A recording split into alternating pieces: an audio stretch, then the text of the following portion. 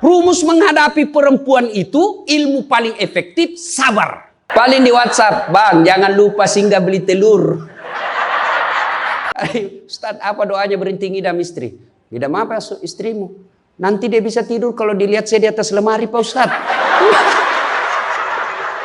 Siang anaknya, malam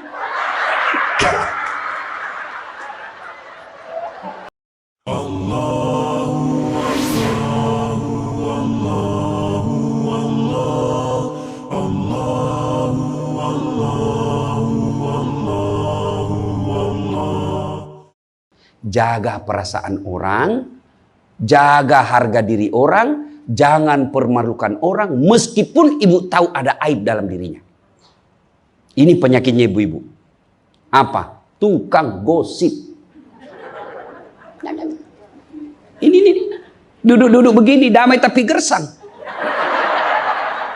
Oh, coba lihat siapa duluan pulang, dia jadi dibicauin. Jadi gini Pak Gubernur itu dia duduk-duduk itu. Dia enggak cerita tapi apa? Dia mulutnya enggak ngomong tapi bibirnya dong. Memang fitrahnya. Apa begitu orang sini? Bukan cuma di sini. Orang Amerika juga tukang gosip perempuannya. Fitrahnya. Maka Nabi katakan kalau perempuan mau selamat, jaga mulutnya, aman dia masuk surga. Cuma kan gampang sekali kita gosip. Lewat teman kita. Apa? Nggak serasi kudungnya sama roknya. Dia bilang iya. Lipstiknya palsu. Kenapa kau tahu? Melengket di giginya. Semua mau diurus. Iya kan? Ini penyakit kita. Semua mau diurus. Ustadz aja dia gosip. Itu juga bajunya waktu di YouTube. Saya dengar tadi dilewat saya dengar. Itu juga bajunya waktu di YouTube. Astagfirullah. Inilah penyakit ibu-ibu. Ibu. Mau gampang masuk surga? Ketika Nabi Isra Mi'raj kan dibawa jalan-jalan masuk surga. Subhanallah. Alhamdulillah. Banyak perempuan dalam surga. Begitu Nabi dibawa lihat neraka. Nauzubillah min zalik. Ya Allah ampuni hambamu. Ya Allah ampuni umatku. Ya Allah. Kenapa? Perempuan ternyata lebih banyak dalam neraka. Ditanya kenapa bisa begitu? Ada dua kelemahan perempuan. Satu, tidak mampu menjaga suaminya. Tidak mampu mengurus suaminya. Dan yang kedua, tidak mampu menjaga lisannya. Jadi kalau ibu mampu menjaga lisan, aman. Itulah gunanya masker. Supaya ibu semua mau diurusin. Iya kan penyakit kita. Ya, Bu. Maka bertanyalah ibu-ibu di Makassar. Ustadz yang saya cerita ini kan benar. Memang begitu sifatnya Ustadz. Itulah benarnya namanya ghibah. Tidak boleh kita cerita kejelekan orang.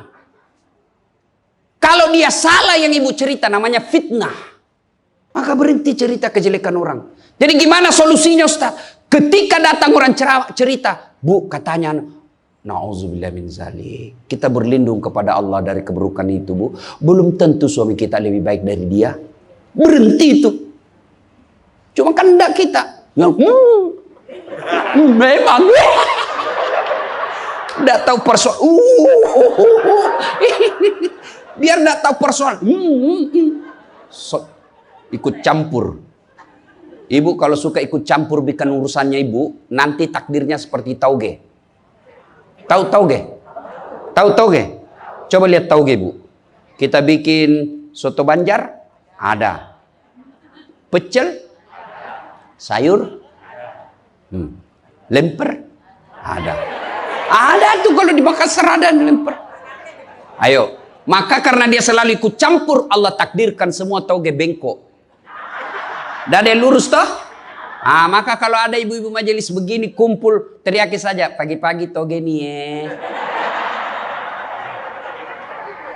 Nabi pernah kumpul para sahabat dan bertanya, "Atadruna manil muflis?" Saudara-saudara sekalian, kau tahu siapa yang bangkrut nanti di akhirat? Mereka tidak sholat ya Rasul, dia sholat.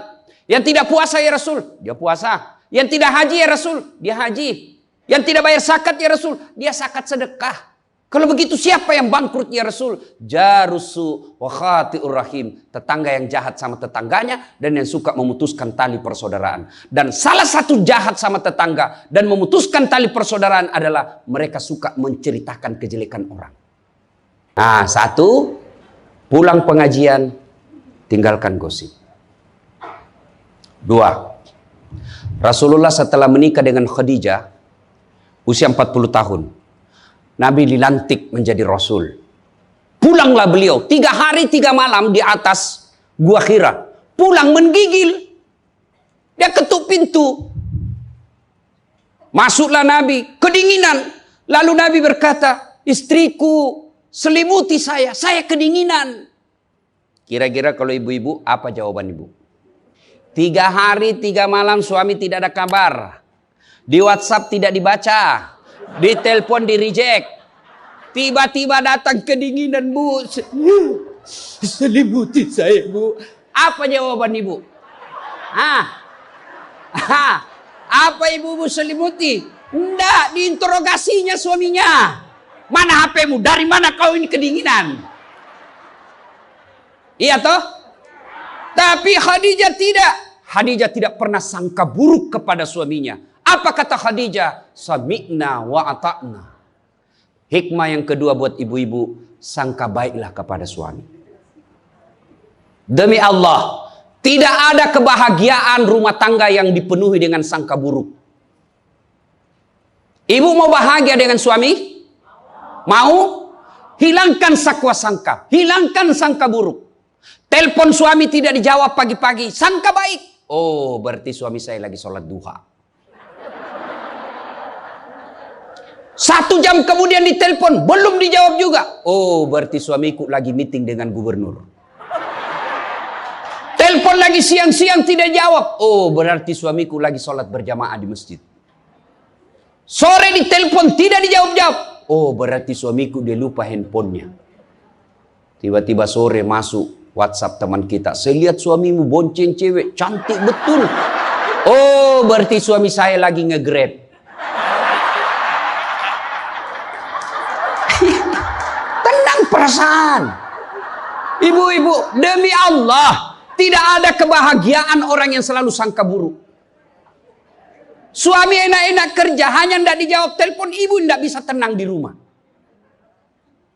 Sangka baik. Orang yang sangka baik, rumah tangganya pasti tidak bisa bahagia. Saya kasih contoh. Kasih contoh ibu. Suami istri 7 tahun tidak punya anak.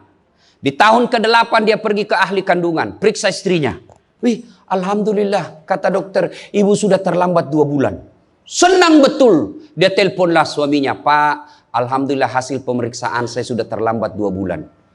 Tapi Pak, jangan cerita-cerita dulu ya. Malu kita nanti kalau tidak jadi lagi. Oke Bu, ini rahasia berdua. Jangan cerita ke siapa-siapa. Setuju Bu ya? Setuju Pak. Oke.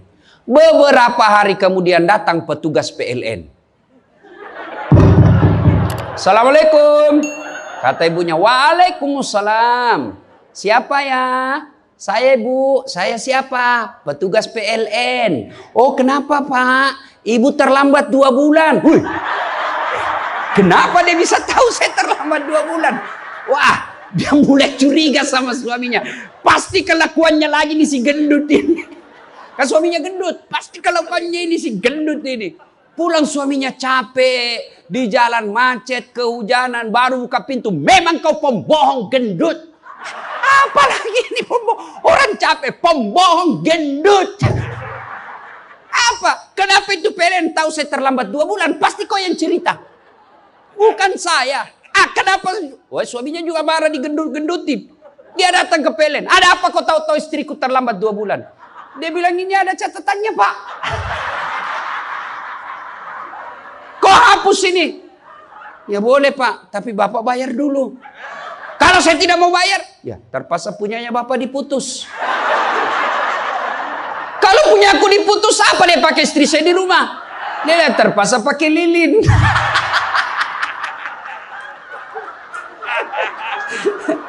Inilah bahayanya sangka buruk. Bu. Halo Ibu. Bu. Salatullah salamullah ala toha Rasulillah. Salatullah salamullah ala Yasin Habibillah. Oleh-oleh kedua pulang maulid, hilangkan sangka buruk. Kalian tidak akan menanggung dosa suami. Ya, beda kalau laki-laki. Kalau laki-laki, dosa istri kita tanggung. Kalau suami menanggung dosa istri. Istri tidak pakai jilbab, istri tidak sholat, istri tidak puasa, istri tukang gosip, istri suka keluyuran. Suaminya ditanggung dosanya nanti. Ku ampusakum wa ahlikum nar. Beda istri. Suami pezina, suami koruptor, suami narkoba, suami penjudi, suami tukang tipu. Ibu tidak tanggung dosanya suami. Itulah enaknya jadi perempuan Islam. Bahkan kalau dia sholat, dia puasa Ramadan, dia jaga harga dirinya, dia patuhi suaminya, kata Nabi, tadahulul jannati bisalam. Silahkan ibu mau masuk pintu surga mana saja. Makanya sangka baik saja, tidak usah sangka buruk. Ada ibu-ibu curhat sama saya tengah malam, Ustaz. Mohon solusinya Ustaz. Saya sudah tidak tahan. Kenapa ibu? Dia bilang saya sudah tidak tahan. Saya minta solusinya Ustaz. Saya sudah tidak tahan. Memang kenapa? Saya ini sudah 21 tahun menikah Ustaz. Tidak tahan. Saya bilang dalam hati. 21 tahun tidak tahan. Inilah kadang-kala ibu-ibu kalau ngomong tidak masuk di akal. Ya memang Allah fitrahkan itu manusia. Laki-laki itu lebih banyak akalnya. Perempuan lebih banyak perasaannya. Maka kalau perempuan ngomel, dengar saja Pak. Tidak usah dijelaskan apa dia mau. Dengar aja. Karena memang dia cuma mau didengar.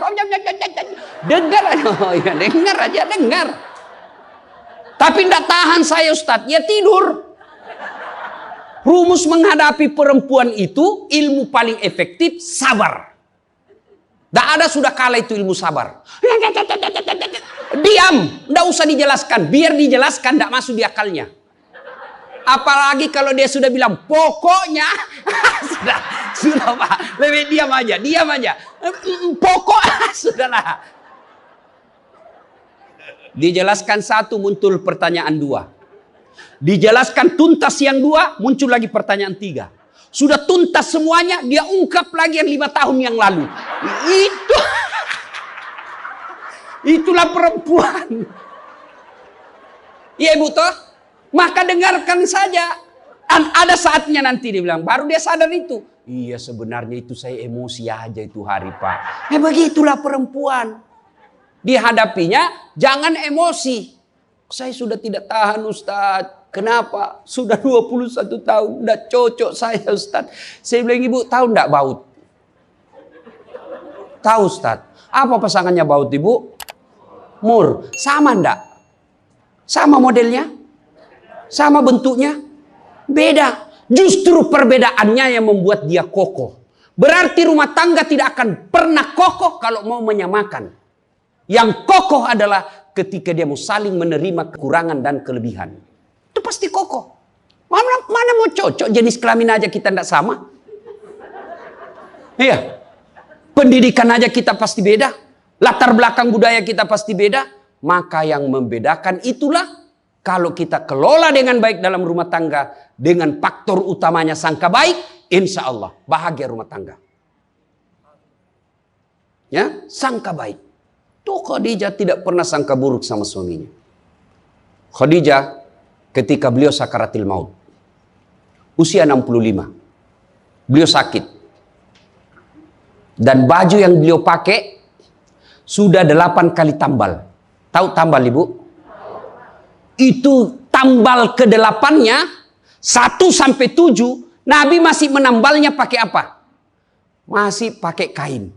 Di tambalan ke-8 beliau pakai pelepah daun kurma. Kenapa? Habis kainnya Nabi. Padahal sebelum nikah beliau orang kaya. Lalu beliau panggillah anaknya, Fatimah ta'al. Fatimah ke sini dulu nak. Kenapa bunda? Tolong kau mintakan serbannya bapakmu Ada serban yang selalu dia pakai, bapakmu itu terima wahyu. Tolong sampaikan ke beliau, saya minta untuk saya jadikan kain kafan. Mudah-mudahan serban itu Allah hindarkan saya dari azab kubur.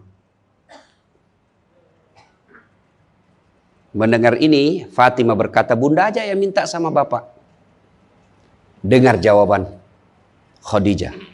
Saya malu minta sama bapakmu, nak. Habis hartanya untuk bantu Rasulullah, minta serban, malu. Kira-kira masih ada istri sini malu minta sama suaminya?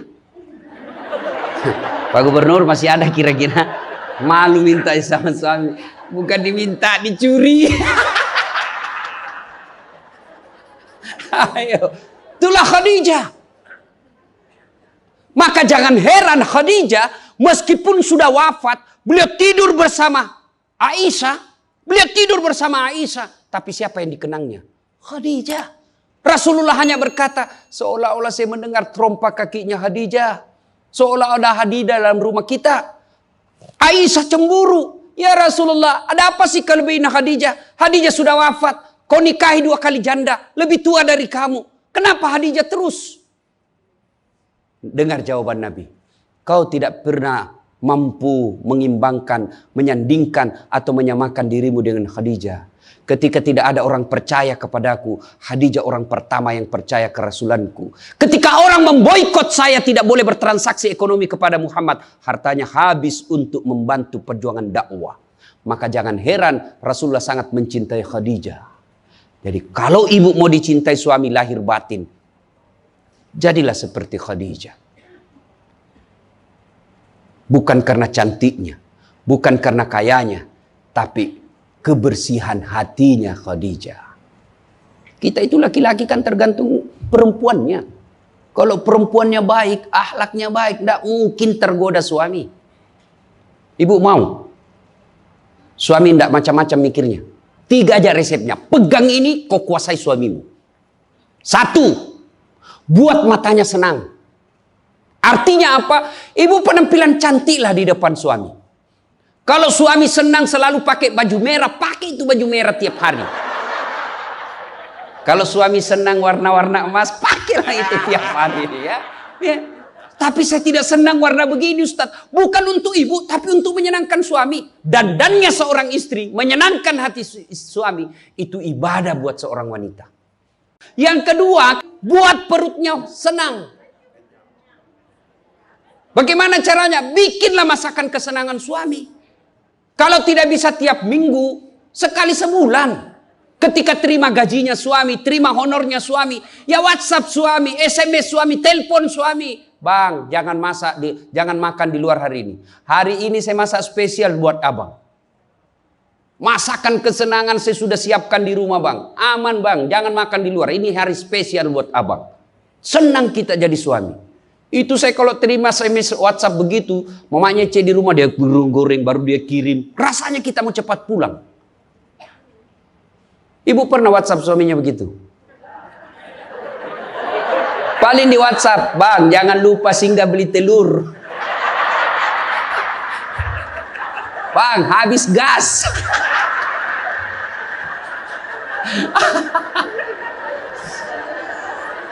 Kok tahu Ustaz? Ya saya rasakan juga. Pernah suatu kali Pak Gubernur pulang, saya ceramah takziah malam-malam di Makassar. Tiba-tiba masuklah WhatsAppnya mamanya Cek. Ustaz, habis pembalut. Aduh. Tidak mungkinlah sopir saya suruh, ini istri saya. Sudahlah, saya singgah, saya berdoa. Mudah-mudahan tidak ada yang kenal saya. Begitu saya bayar, ada ibu-ibu datang. Ustaz, beli pembalut. Saya jengkel, langsung saya balik. Biar daripada saya melahirkan. Tenang perasaan. Mungkin ego kita ini buat kita juga laki-laki. Ya. Kadangkala ego naik, masa saya eselon, masa saya kepala dinas, masa singgah beli pembalut. Jangan lihat eselonnya. Pakai ilmunya Umar bin Khattab. Umar bin Khattab, ada sahabat yang selalu mau datang, mau laporkan istrinya. Kenapa istrinya suka ngomel? Maka dia berharap Umar panggil istrinya supaya dinasehatin. Begitu dekat dengan Umar bin Khattab, dekat dari rumahnya Umar, dilihatnya Umar juga dimarahi sama istrinya. Balik dia bilang, Pak Umar aja dimarahin. Balik besok ketemu, ya Amirul Mukminin, presiden lah waktu itu. Saya lihat kemarin Anda istri ngomel-ngomel, Anda senyum saja. Dengar ini jawaban bapak-bapak ini, para pejabat nih yang hadir. Dengar apa jawaban Umar. Begitulah cara saya berterima kasih kepada istriku yang telah hamil, melahirkan dan menyusui anak saya. Coba, hilang itu emosi Pak, hilang itu harga diri. Kalau kita sudah ingat bagaimana susahnya itu ibu melahirkan, hamil. Masih ingat ibu-ibu waktu hamil? Masih? Ada ndak enaknya itu orang hamil? Untung saya tidak pernah hamil. Oh, coba ibu-ibu kalau hamil, jalan aja setengah mati. Aduh, sudah mau mau duduk aja, mana ada ibu hamil langsung duduk aja. Udah standar samping dulu itu kasihan. Iya ibu, ya benar. Kalau kita laki-laki paling ngidam. Ustaz, apa doanya berhenti ngidam istri? Ngidam apa istrimu? Nanti dia bisa tidur kalau dilihat saya di atas lemari Pak Ustaz. Jadi kalau istrinya mau tidur jam 10, setengah 10 sudah di atas lemari. Saya berarti kau dongo-dongo itu dikasih kerja di konsumsi. Yang kedua kata Umar, begitulah cara saya berterima kasih kepada istriku yang telah melahirkan anak saya. Masih ingat waktu melahirkan? Masih? Ada ndak ibu-ibu melahirkan senyum? Ada? Mentang-mentang istri gubernur keluar sayang. Setengah mati juga biar istri gubernur. Nggak ada. Itulah susahnya jadi perempuan. Maka ketika suami disuruh sama istri, bayangkan sulitnya melahirkan. Yang ketiga kata Umar, begitu cara saya berterima kasih yang telah menyusui anak saya. Masih ingat waktu menyusui? Masih? Terutama waktu tumbuh giginya.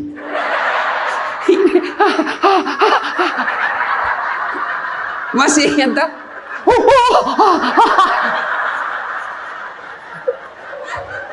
Untuk saya tidak pernah rasakan. Bu kalau digigitkan, mana dia ditinjau nanya, kok gigit saya? Tidak. Dia usah lepas nak. Iya ibu, iya. Siang anaknya, malam. Nah, tentu bertanya kita, itu bapak-bapak mau punya istri seperti istri Rasul? Pak Gubernur pasti mau. Kita punya mau istri seperti Khadijah. Tapi pertanyaannya, sudahkah kita seperti Rasulullah? Tenang ibu-ibu, saya bela ibu-ibu hari ini. Tenang. Nah, kita mau seperti Khadijah, tapi kelakuan kita seperti Abu Jahal. Pembohong kiri kanan. Suami istri minta duit tidak pernah ada. Benar tidak ada, habis biar baunya tidak ada lagi. Giliran selingkuhannya minta, gampang deh, tunggu aja 5 menit. Ya, Rasulullah coba begitu memuliakan istri, beliau tidak pernah kusam rambutnya di depan istrinya. Coba itu, buka itu Barasanji sejarahnya. Rasulullah beliau yang bersihkan tempat tidurnya.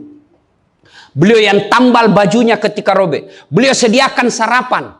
Itu Rasul, manusia pilihan. Namanya selalu digandengkan dengan namanya Allah. Tidak malu, bahkan rela ikhlas membantu pekerjaan rumah tangga istrinya. Untuk meringankan kerjaan istri. Kita baru Satpol PP. Satpol PP. Apa Satpol PP? Polisi setengah. Baru pegawai honor, macam-macam ceritanya. Tidak ada kehinaan bagi laki-laki yang memuliakan istrinya. Tidak ada kehinaan suami yang membantu pekerjaan istrinya. Rasulullah mencontohkan itu. Beliau kalau keluar rumah sudah ada sisir. Masuk ke kamar rapi baru keluar. Kita sudah habis pisang gorengnya 4 masih berantakan rambut. Begitu istrinya katakan, bang, baik-baik itu rambutmu apa? Kenapa kau urus rambutku? Rambutmu kau urus. Itulah Rasulullah. Rasulullah subhanallah, dari 11 istri beliau tidak ada satupun yang dia panggil namanya. Beliau tidak pernah memanggil Khadijah. Beliau tidak pernah memanggil Aisyah. Aisyah beliau panggil apa?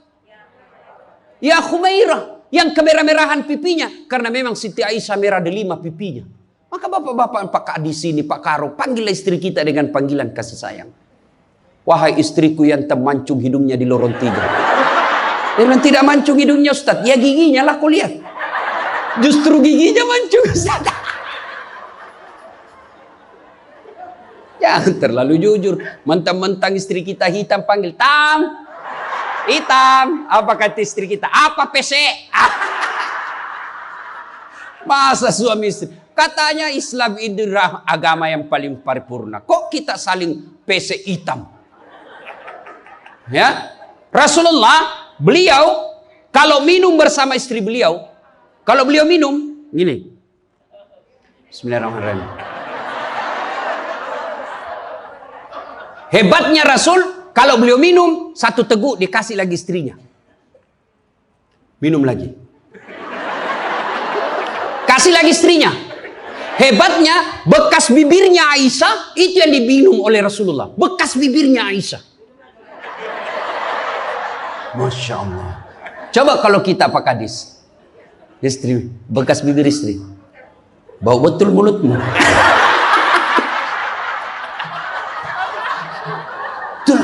Maka kalau ibu bapak mencontoh Rasulullah, maka rumah tangga pasti bahagia. Dia bukan cuma surga akhirat menunggunya, di dunia dia sudah dapatkan surga. Kita ini sudah miskin di dunia. Rumah tangga kita kadang-kala ngontrak-ngontrak. Tidak tahu lagi kewajiban istri kepada suami, suami tidak tahu kewajiban kepada istri, maka di dunia dia susah sanggara, di akhirat apalagi nanti.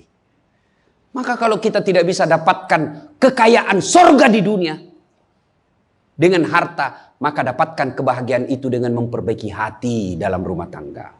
Suami tahu kewajiban kepada istri, istri pun melaksanakan tugasnya kepada suaminya. Itu Rasulullah. Rasulullah subhanallah, manusia mulia tidak pernah menghina istrinya. Maka jadilah suami seperti Rasulullah Muhammad SAW. Ibu bapak saudara-saudara sekalian, suatu kali Umar bin Khattab menangis. Tiba-tiba ketawa lagi, menangis lagi. Datanglah sahabat bertanya, wahai Umar, kau sudah gila apa? Umar waktu itu sudah jadi presiden. Beliau katakan, bagaimana saya tidak ketawa? Saya mengingat waktu sebelum datang Muhammad SAW, saya pernah memakan Tuhanku. Dia bikin berhala dari roti, lalu dia makan itu Tuhannya. Dia bilang, bayangkan hebatku dulu sebelum ada Muhammad, Tuhan pun saya makan. Kan dia ketawa. Lalu kenapa engkau menangis ya Amirul Mukminin? Saya bayangkan sebelum Nabi Muhammad SAW datang di tengah-tengah kita. Saya pernah mengambil anakku yang masih orok, merah, saya rebut dari istriku, lalu saya bawa ke belakang rumah, saya gali pasir, saya tanam sendiri anak perempuanku itu, lalu saya timbun, saya lompat-lompat di atasnya karena saya anggap ini perempuan anak pembawa sial. Begitu zaman jahiliyah. Alhamdulillah setelah ada Muhammad, mampu melahirkan kita seperti sekarang ini, bisa membedakan yang hak dan yang batil. Berarti Rasulullah dikenang kehebatannya karena berhasil memimpin, mengarahkan umatnya dari jahiliyah menjadi seperti yang kita nikmati sekarang ini. Kita kan selalu berdoa, fid dunya hasanah wa fil akhirati hasanah. Selamat di dunia, selamat di akhirat. Apa itu fid dunya hasanah? Menurut para ahli tafsir Al-Quran, hasanah di dunia itu, surganya dunia itu mengandung 4 komponen. 1, punya pasangan yang baik. Jadi kalau istri bagus agamanya, suami bagus agamanya, suami bagus akhlaknya, istri bagus akhlaknya, sudah 1 komponen surga didapat. Yang kedua, punya anak yang soleh dan soleha. Tidak ada gunanya pangkat jabatan kalau anak kurang ajar. Ibu-ibu nih, kalau ibu meninggal siapa yang doakan? Hah? Suami. Tidak bakal, dia kawin lagi. Siapa yang doakan? anak. Maka berhasilan ibu, saya setuju dengan pernyataan Pak Gubernur. Kalau mau hebat ini provinsi kita, ibu-ibunya harus menjadi pesantren pertama. Yang ketiga komponen punya surga dunia, apa itu? Punya harta yang bermanfaat, bukan harta yang banyak. Mana harta yang bermanfaat? Harta yang banyak digunakan orang lain menjadi amal soleh-soleh, amal jariah. Bu-ibu nih, yang punya emas berlian, cincin. Ayo ibu, kalau ibu meninggal siapa yang punya itu? Hah? Siapa? Anak, istri kedua. Bukan anak, istri kedua yang pakai. Maka sedekahlah sebelum tiba saatnya. Dan yang keempat, surganya dunia, punya teman yang baik. Bukan teman kepentingan politik dan kekuasaan. Teman yang baik itu meskipun kita sudah pensiun masih baik sama kita. Meskipun kita sudah miskin masih baik sama kita. Itulah teman yang baik. Dan nerakanya dunia ketika kita punya jabatan, banyak teman kita, pas kita hilang jabatan, semua menjauh dari kita. Itu nerakanya dunia. Terakhir, kalau kita mencintai Rasulullah, maka kita ikuti sunnah-sunnahnya. Apa sunnah? Yang gampang-gampang, tidak usah berat-berat. Mulai hari ini, oleh-oleh khusus ibu, kapan dan dimanapun selalu ada wudhu. Coba ibu amalkan. Bapak-bapak pegawai, bapak mau pergi kerja wudhu dulu. Mau pergi jemput anak wudhu dulu. Mau pergi pengantin wudhu dulu. Mau pergi kemana saja ikuti Pak Gubernur yang katanya tidak ada liburnya. Ya, sudah ikuti dengan ada wudhu. Orang yang selalu ada wudhunya, innallaha yuhibbut tawwabina wa yuhibbul mutattakhirin, dicintai oleh Allah Subhanahu wa taala. Ibu bapak saudara-saudara sekalian, banyak yang ingin kita sampaikan tapi waktu jualah yang membatasi kita. Allahu